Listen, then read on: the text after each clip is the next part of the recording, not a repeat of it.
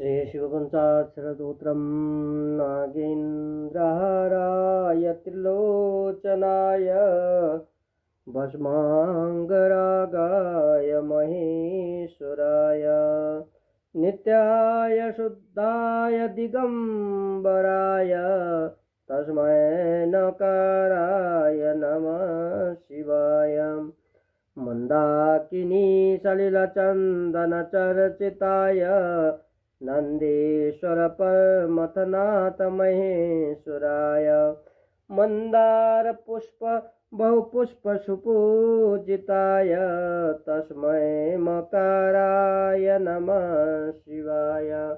शिवाय गौरी बदनाब्ज वृन्दा सूर्याय दक्षाध्वरनाशकाय श्रीनीलकण्ठाय वृषध्वजाय तस्मै शिकाराय नमः शिवाय।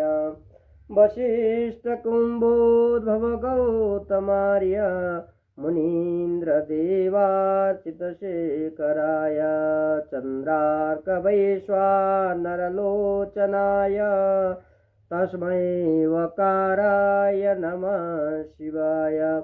यच्च स्वरूपाय जटाधराय पिनाकहस्ताय सनातनाय दिव्याय देवाय दिगम्बराय तस्मै यकाराय नमः शिवाय। दिव्याय देवाय दिगम्बराय तस्मै यकाराय नमः शिवाय।